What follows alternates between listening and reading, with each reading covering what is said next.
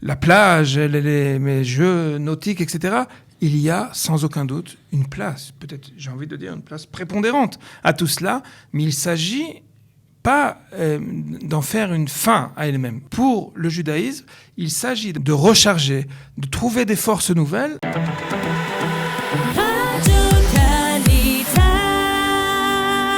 Et nous retrouvons Avraham Drey. Rav Avraham Drey, bonjour. Shalom Ouvara. Pour parler comme chaque lundi, pour répondre aux questions des auditeurs concernant un peu tout ce qui concerne la Torah et le judaïsme. Et là, nous sommes donc au plein... le mois d'août vient juste de commencer puisque nous sommes le 2 août. Le mois d'août a commencé hier.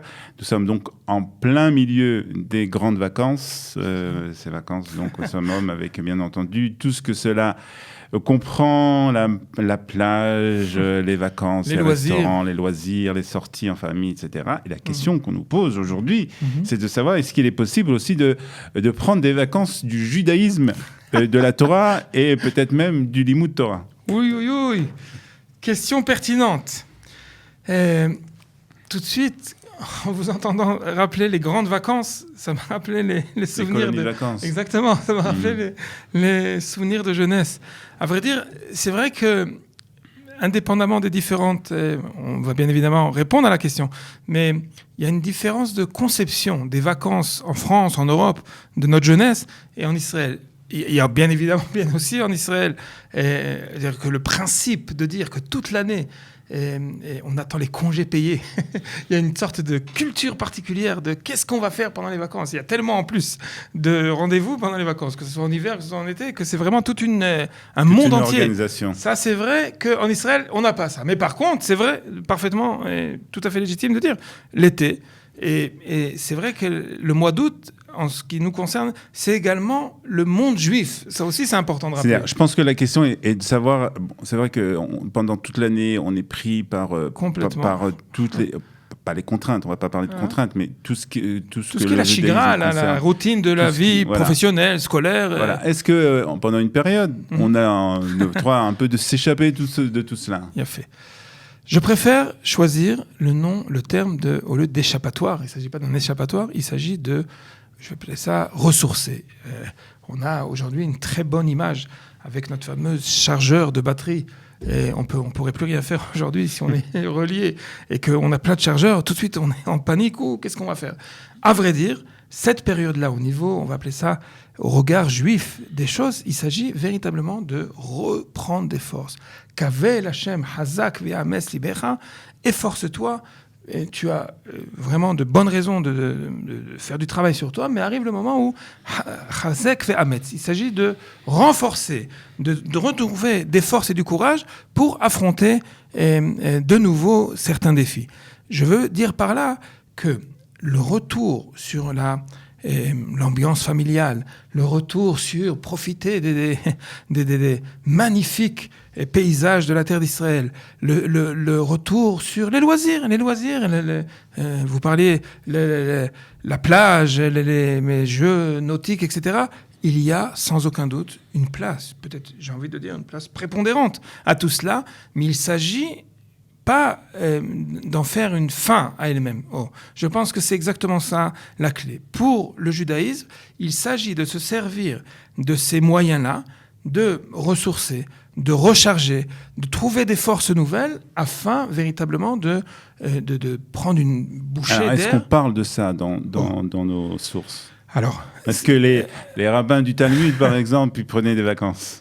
C'est magnifique. Il y a une sugia, il y a un thème dans le Talmud qui parle de Ben Azmanim. Ça va devenir aujourd'hui, Bémet, comme correspondant, en fait, une sorte de synonyme aux vacances. C'est quoi Ben Azmanim ? Il y avait un temps pour tout.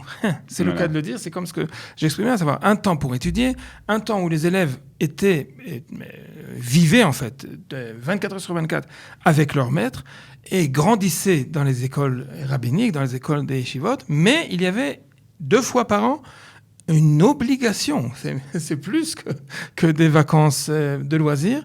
Il s'agissait pour les rabbins de renvoyer les étudiants dans leur cadre familial, dans leur cadre originel, justement.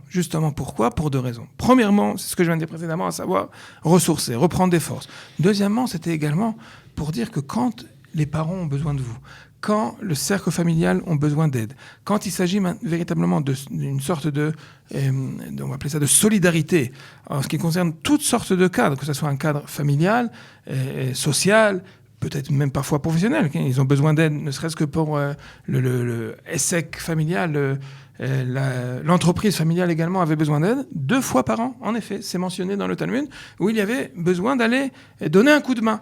Et ça permettait, de façon plus générale, de dire qu'il y a un temps pour s'adonner complètement à l'étude, il y a un temps pour trouver le moyen de remplir les caisses, si je me permets de dire. Il y a un temps également de loisir et de présence avec le cadre familial qui n'a pas, lui non plus, de substitut, de façon à pouvoir véritablement affronter, ou plus exactement, pouvoir prendre le maximum d'énergie pour pouvoir être consacré. C'est le mot plus juste en ce qui concerne sa tâche. S'il s'agit d'une tâche professionnelle, s'il s'agit d'une tâche à l'école, d'apprentissage, peu importe, il y a véritablement ce cycle-là qui dit, il y a un moment pour profiter de ces loisirs-là. Il y a un moment, en effet, pour s'efforcer, parfois avec dévotion, abnégation, pour aller jusqu'au bout des défis qu'on s'est donnés. Mais il y a parfaitement place à ces fameux loisirs. Je me permets de dire, parce que c'était quand même peut-être à la limite de la provocation, il ne s'agit pas d'exenter lors de ces périodes-là des devoirs du judaïsme. Au contraire, il s'agit au contraire de les prendre de façon avec plaisir. C'est bien important. C'est important, peut-être c'est l'occasion ou jamais, de rappeler que la Torah est une Torah Traim. La Torah est une Torah, Moshe Rabbeinu, dans les dernières recommandations. C'est tout le livre d'Evarim. On lit les parashiyot à Shavua ces jours-ci, justement. Les dernières recommandations de Moshe Rabbeinu, il rappelle constamment, ou Bacharta Bachaim. Il y a un message, parfois il est mal compris, que la Torah, c'est venu pour restreindre le cadre de vie, restreindre les joies de la vie. Pas du tout. Il faut malgré tout savoir leur donner leur juste mesure. En effet, il y a place au loisir. En effet, il y a place au plaisir d'aller visiter, d'aller profiter véritablement de la nature, profiter. C'est l'occasion d'ailleurs de rappeler, ça nous paraît maintenant tellement loin, mais rappelez-vous que l'été dernier, on n'a pas pu le faire. On était tellement complètement affarés par la pandémie, qu'il s'agit véritablement, peut-être, j'ai presque envie de dire, de encore plus mériter et de profiter, bien évidemment, dans le cadre des mesures sanitaires. Bien, là non plus, on n'a pas d'exemption. Mais on peut parfaitement, et peut-être, on mérite parfaitement. C'est le moment vraiment d'avoir ce retour moment à la vie privilégié avec sa famille, avec ses enfants. De retrouver des valeurs, du respect dans la Torah, mais pas forcément dans la routine où on se pose même plus la question. Il s'agit vraiment de mettre en position principale l'amour de la vie, les plaisirs de la vie, les valeurs qui sont véhiculées également par ce moyen-là dans un cadre de vacances. Très bien.